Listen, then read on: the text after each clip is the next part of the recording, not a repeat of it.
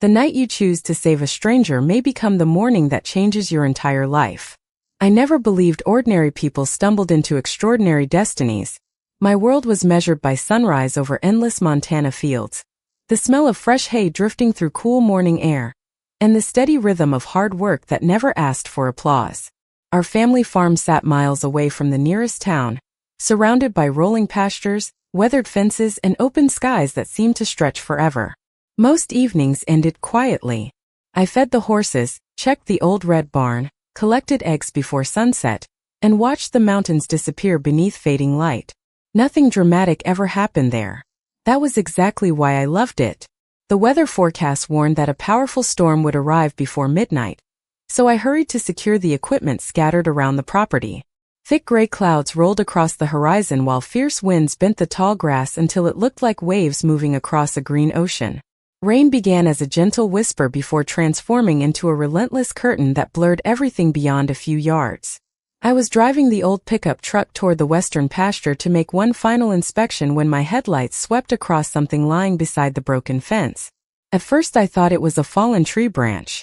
Then I realized it was a person. I stopped immediately, pulled on my rain jacket, and ran into the storm.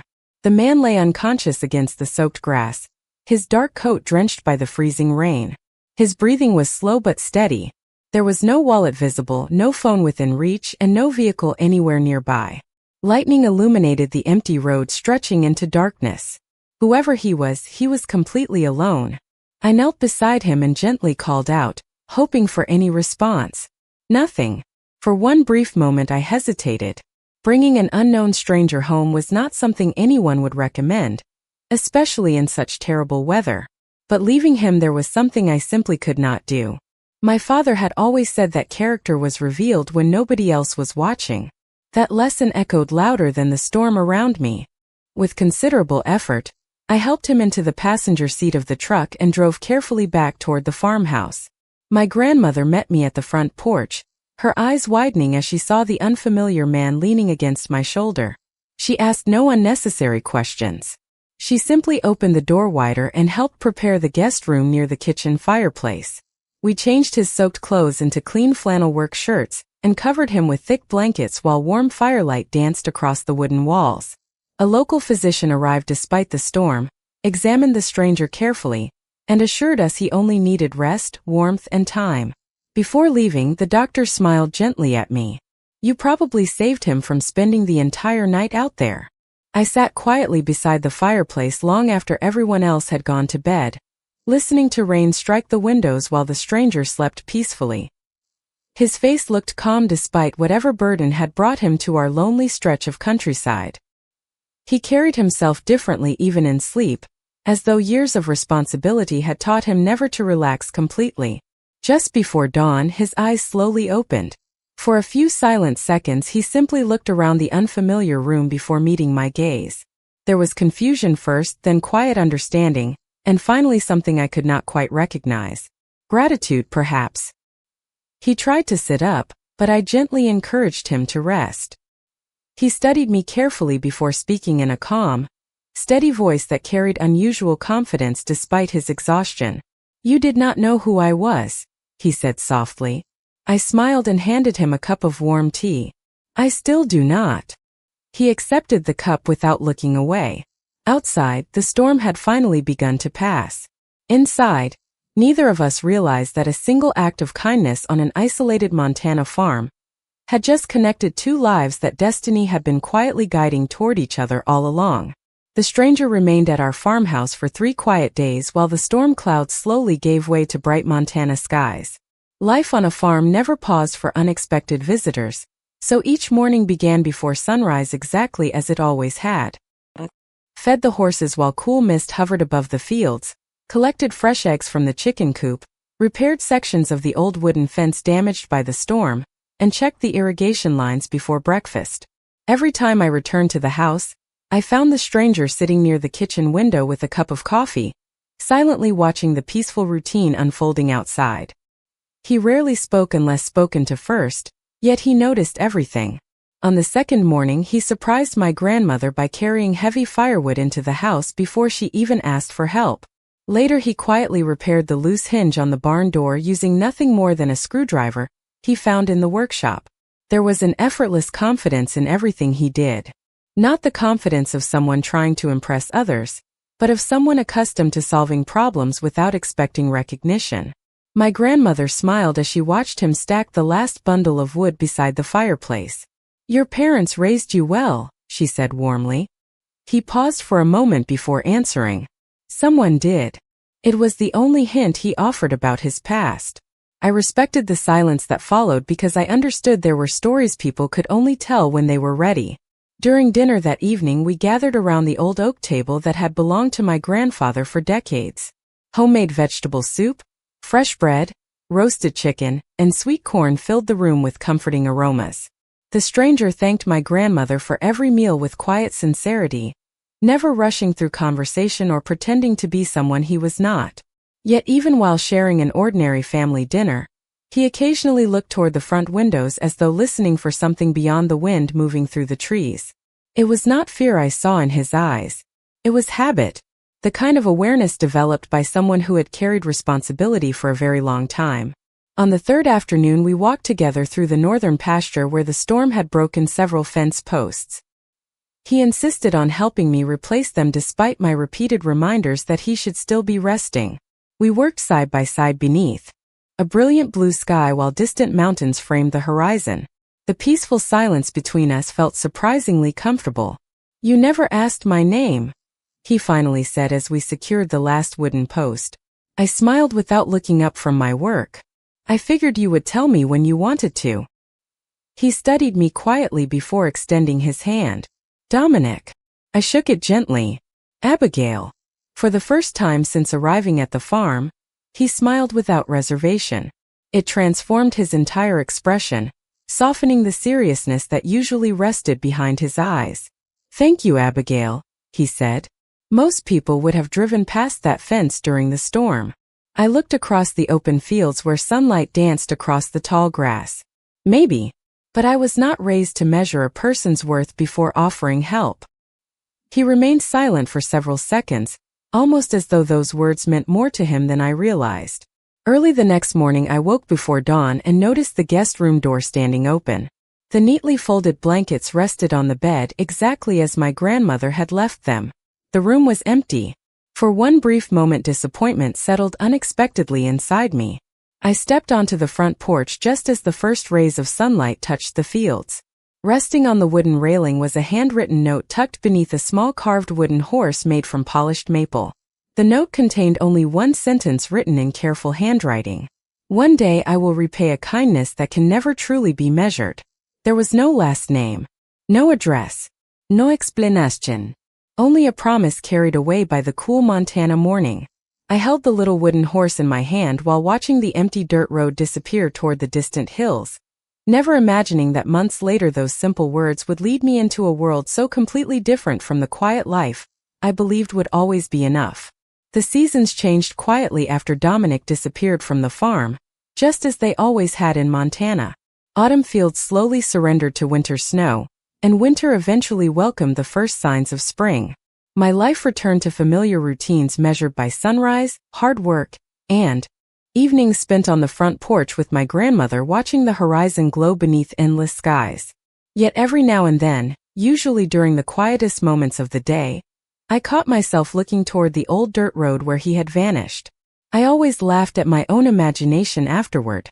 We had only known each other for 3 days.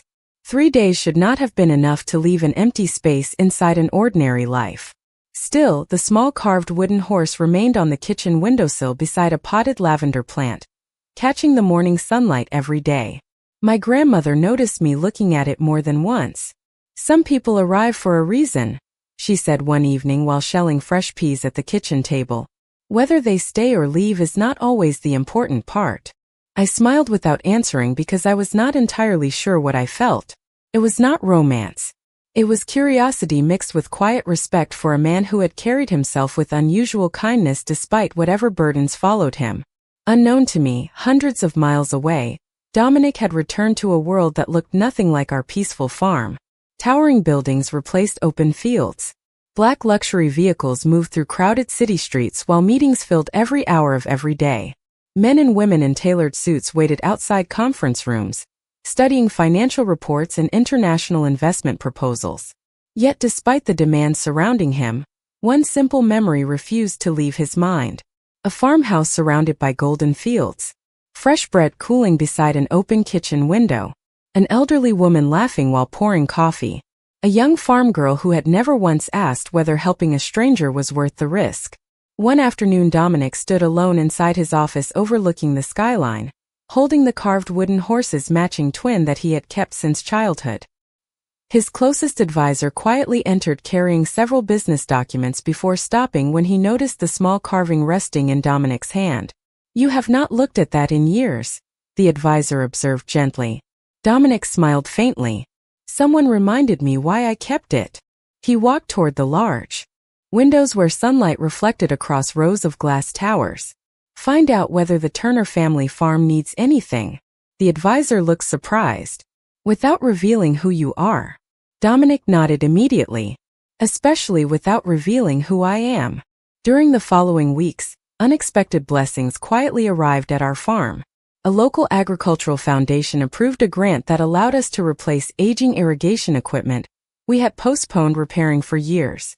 A neighboring veterinarian volunteered free seasonal health examinations for every horse in the county, including ours.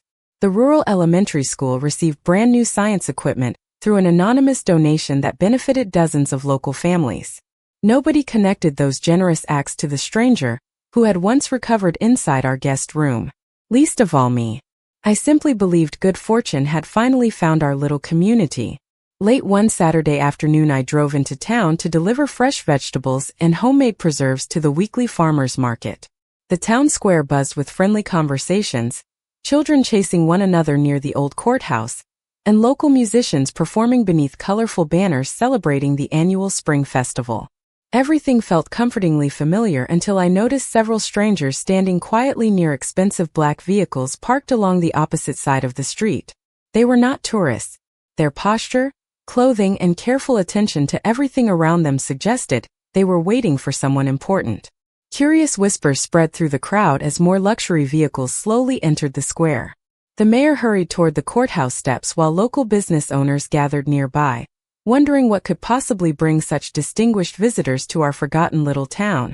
I adjusted the basket of fresh apples in my arms and watched from a distance, completely unaware that somewhere inside that approaching motorcade sat the same quiet stranger who had once mended my broken fence, thanked my grandmother for homemade soup, and promised that one day he would repay a kindness that could never truly be measured.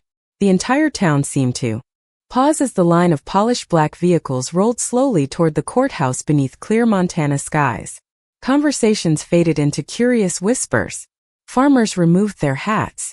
Children stopped chasing one another across the town square and looked toward the arriving guests with wide eyes. Our community rarely welcomed visitors from large cities, let alone people whose quiet confidence suggested they were accustomed to extraordinary influence. I stood beside my produce stand holding a basket of fresh apples, watching the scene unfold with the same curiosity as everyone else. The first vehicle stopped near the courthouse steps, followed by several others forming a neat line along the street. Men and women dressed in elegant business attire stepped out first, speaking softly into discreet earpieces while greeting local officials with calm professionalism. There was nothing threatening about them. Instead, they moved with remarkable discipline, as though every detail had been carefully planned long before they arrived. Then the rear passenger door of the final vehicle opened. For one heartbeat I forgot how to breathe. Dominic stepped onto the sidewalk wearing a perfectly tailored charcoal suit that seemed impossibly different from the flannel shirt he had worn while repairing fences beside me months earlier.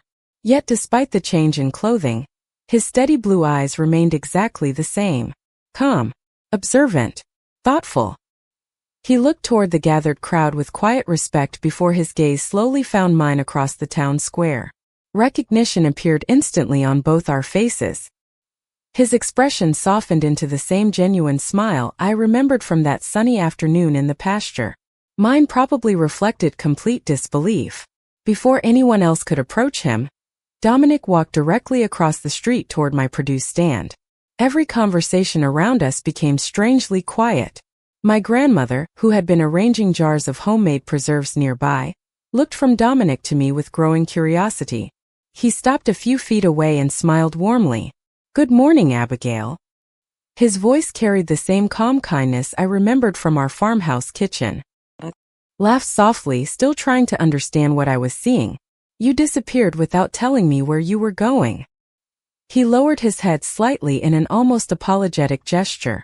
"I promised I would come back when the time was right." Before I could answer, the town mayor hurried toward us with visible excitement. "Miss Turner," he said enthusiastically, "allow me to introduce Mr. Dominic Romano." He turned proudly toward the crowd. Chairman of the Romano Foundation and one of the country's most respected business leaders. A ripple of surprise moved through everyone standing nearby. The mayor continued speaking about international investments, charitable programs, educational foundations, and countless community development projects supported by the Romano organization. I heard every word, yet somehow none of them fully reached me. My attention remained fixed on Dominic, who stood quietly beside the display of fresh vegetables as though titles and accomplishments mattered far less than whether I still recognized the man who had shared coffee with my grandmother. After the welcoming ceremony, Dominic asked whether we could walk for a few minutes. We followed the familiar path leading toward the edge of town where open fields stretched beneath the afternoon sun. The breeze carried the scent of wildflowers and newly cut grass exactly as it had months earlier. "You never told me who you were," I said gently. He looked toward the distant mountains before answering. "Because for 3 days, I wanted someone to see me without everything attached to my name." His honesty left me speechless. Finally I smiled. "Then I suppose I met the real Dominic after all." He nodded slowly, relief quietly crossing his face. "You did." We stood together in comfortable silence until he reached into his jacket pocket and carefully removed the small carved wooden horse's matching twin. Holding both carvings side by side in his hand, he smiled with quiet gratitude. "I came back to keep a promise," he said softly. "But I have a feeling destiny has only just begun telling us why we met that stormy night." After the spring festival ended, life should have returned to normal, yet nothing felt quite the same anymore. The image of Dominic standing beside my weathered produce stand in an elegant business suit remained vivid in my mind long after the last visitors left town. Every chore on the farm continued exactly as before. Horses still needed feeding before sunrise.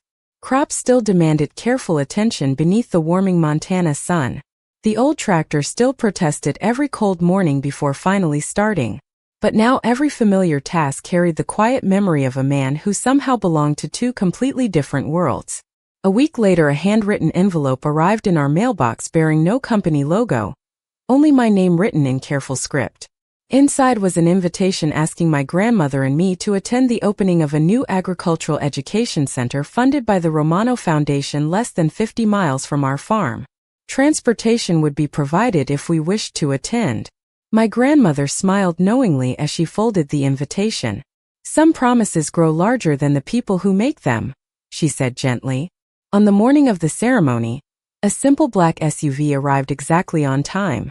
The driver greeted us politely and drove through rolling valleys covered with wildflowers until we reached a beautiful new campus overlooking hundreds of acres of farmland. Instead of polished skyscrapers or extravagant buildings, the center blended naturally into the surrounding countryside with weathered stone, warm timber beams, and wide glass windows facing open fields. Young students walked between classrooms carrying notebooks while experienced farmers demonstrated modern irrigation systems, sustainable planting techniques, and livestock care. It felt less like a corporate project and more like a gift offered to every family who believed the land deserved to be protected for future generations. Dominic greeted us near the entrance without photographers or formal announcements. He wore a tailored navy suit, yet the first thing he did was shake my grandmother's hand with genuine warmth before asking whether she had enjoyed the drive. Watching him move comfortably among local ranchers, teachers, and students surprised me.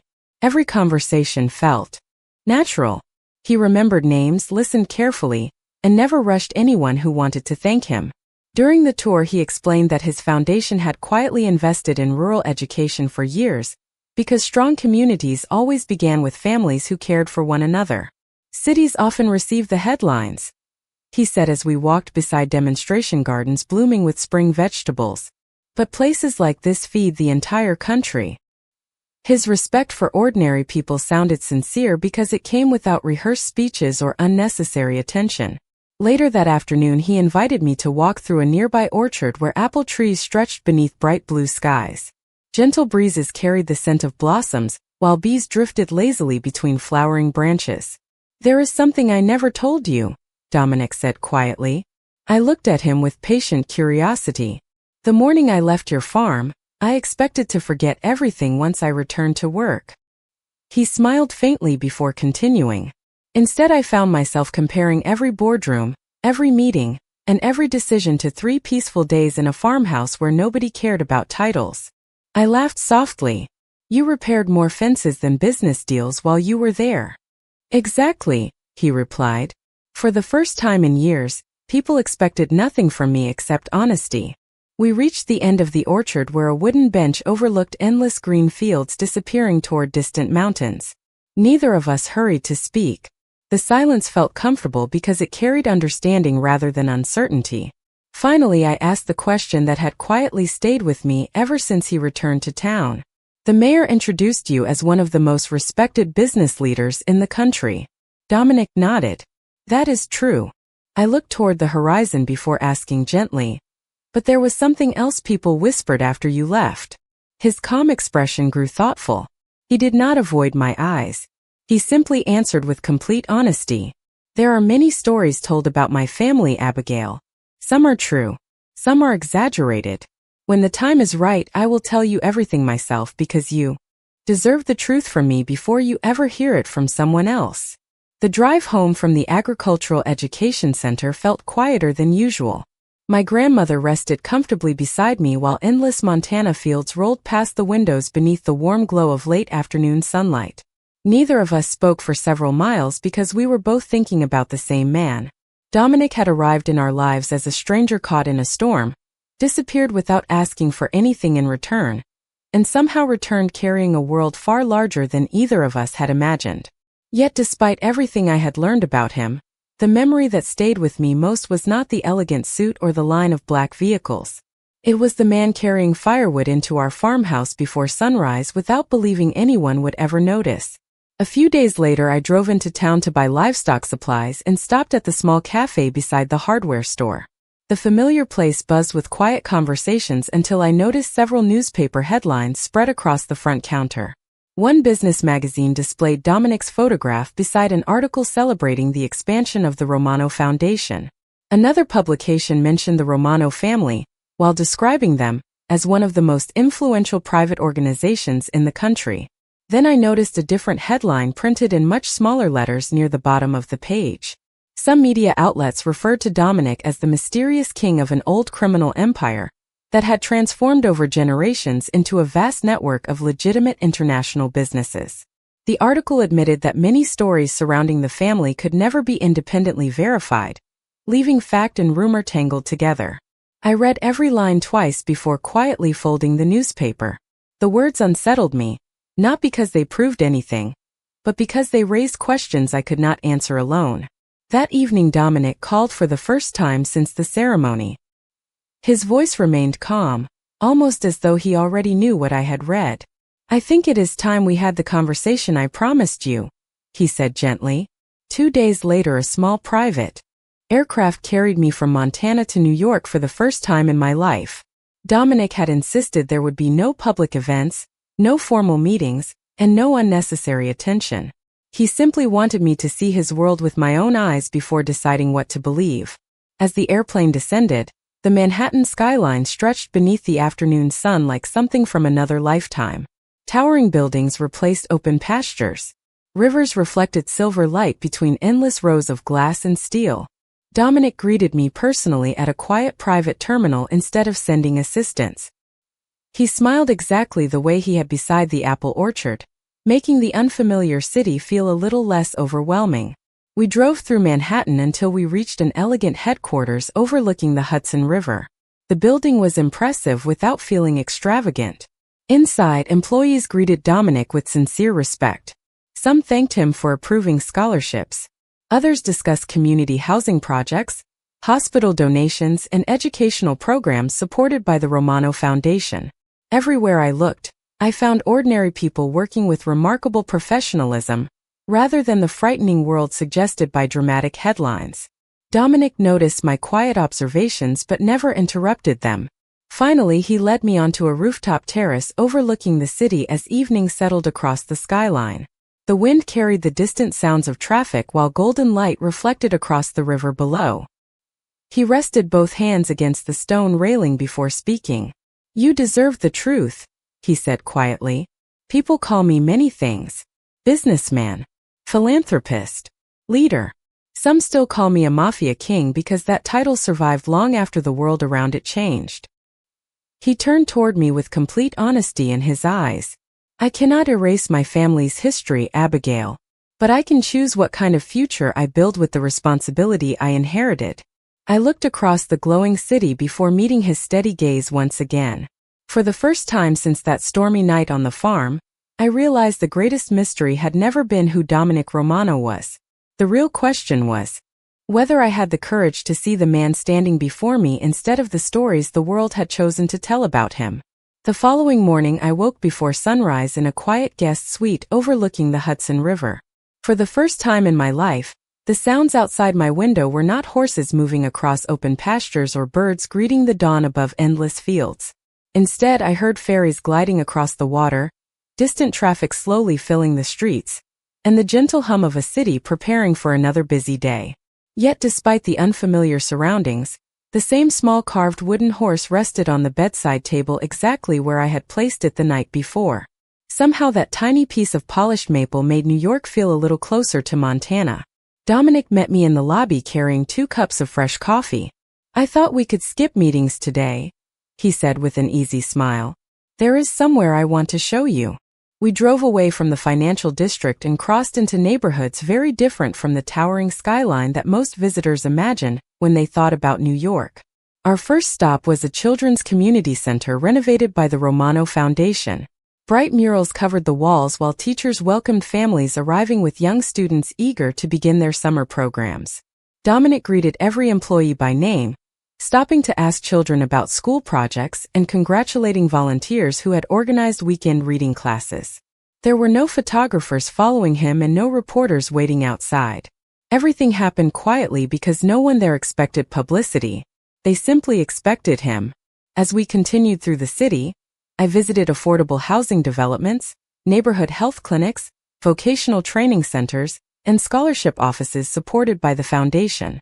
Everywhere we went, people spoke less about Dominic's wealth and more about his reliability. One elderly woman smiled warmly after embracing him. "You always come back," she said. Dominic simply nodded before helping her carry grocery bags inside her apartment building.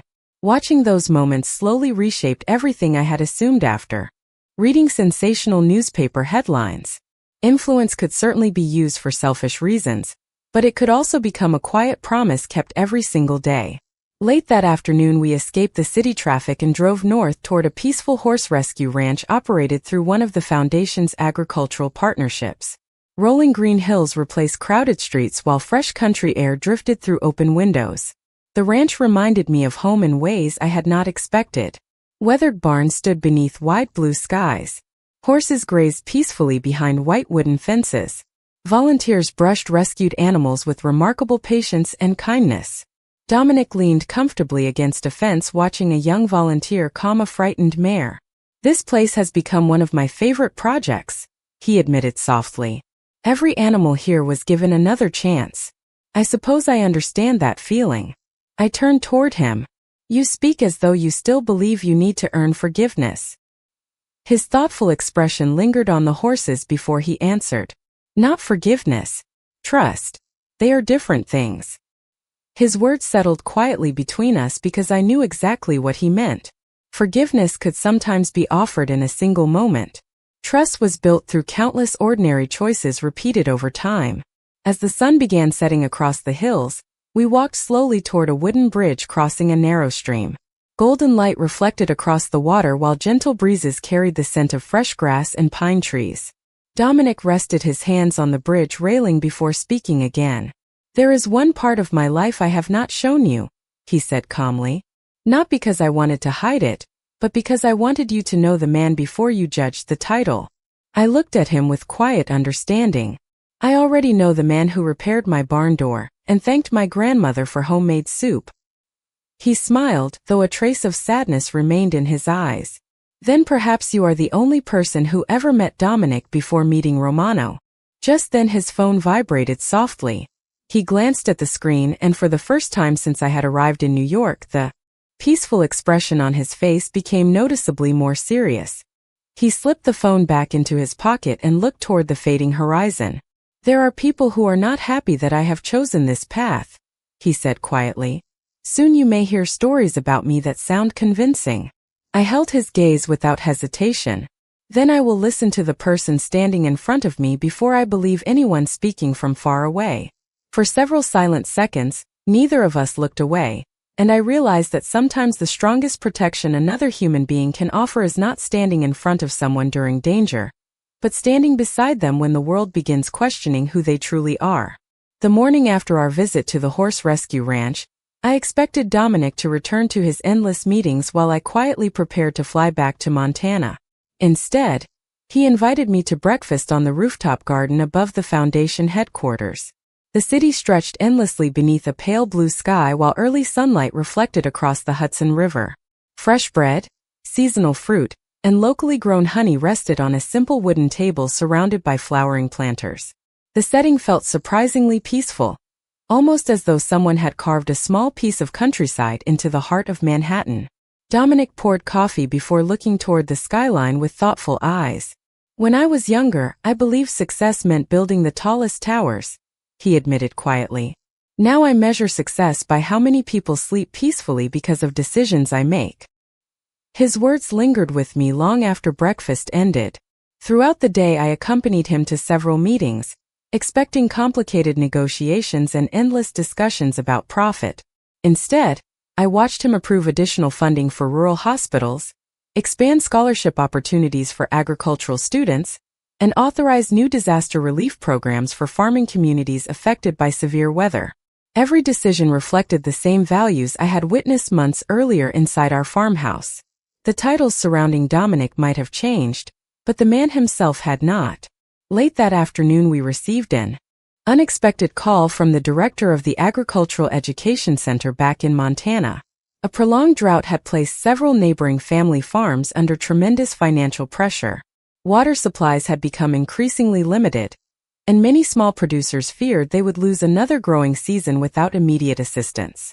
Dominic listened carefully without interrupting once. After the call ended, he looked toward me with quiet determination.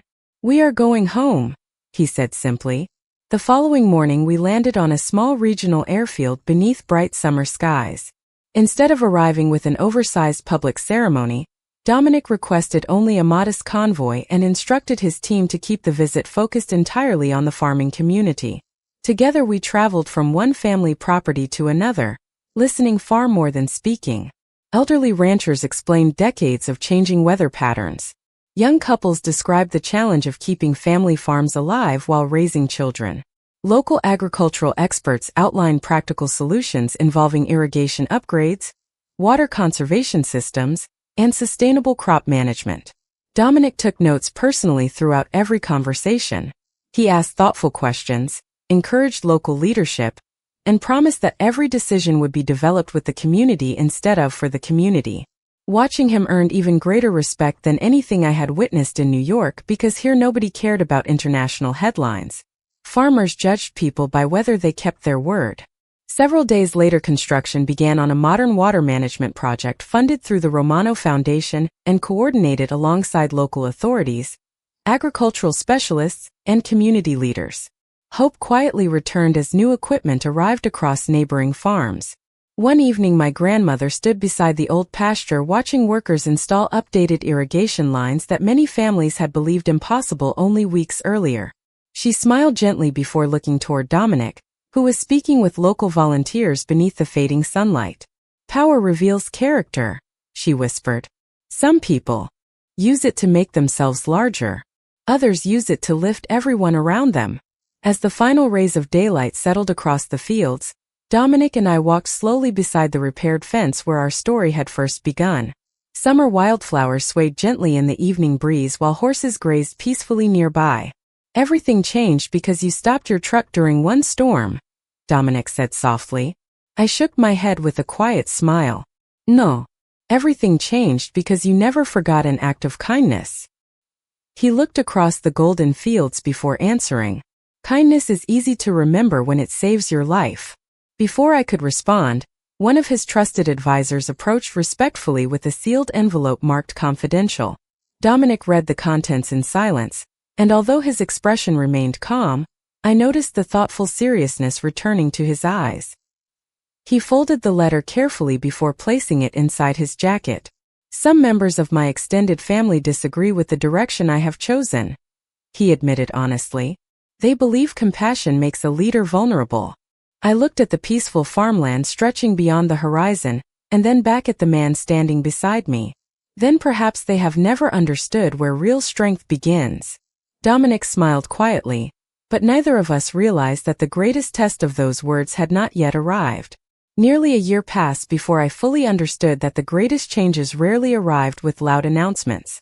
They appeared quietly, one sunrise at a time, until ordinary life itself became something extraordinary. The new irrigation system transformed struggling fields into healthy farmland once again. Young families who had once considered leaving Montana decided to remain.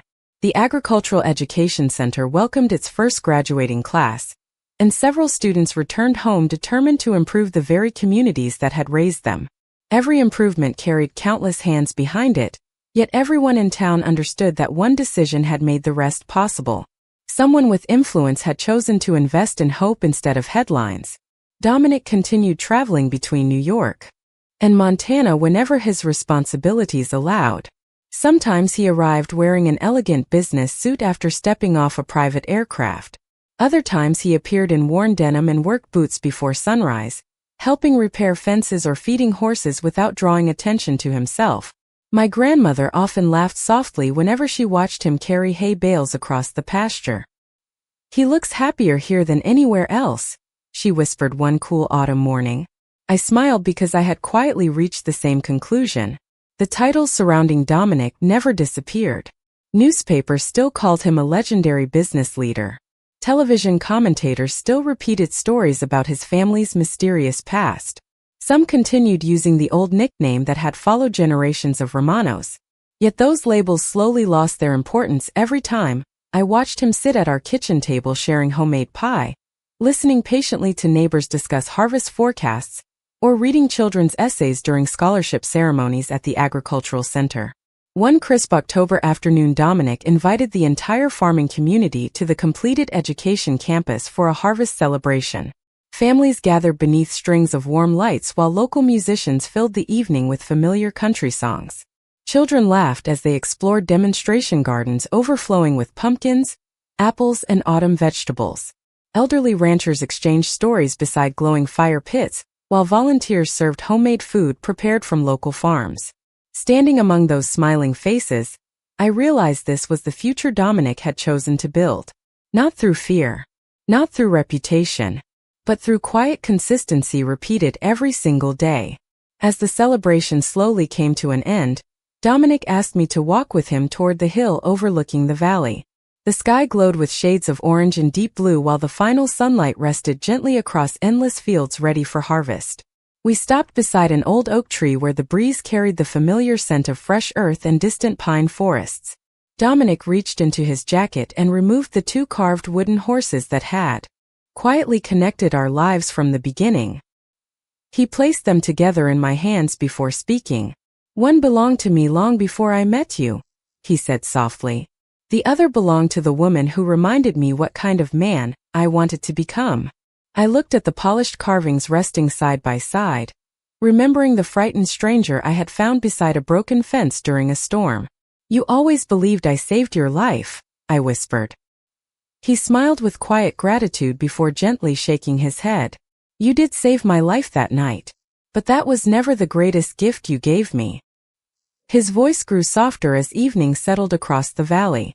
You reminded me that strength without compassion becomes empty, and power without kindness eventually loses its purpose. For a long moment neither of us spoke. The peaceful silence said everything words no longer needed to explain. Below us, families laughed together beneath warm lights while children chased one another across open fields that had once struggled to survive.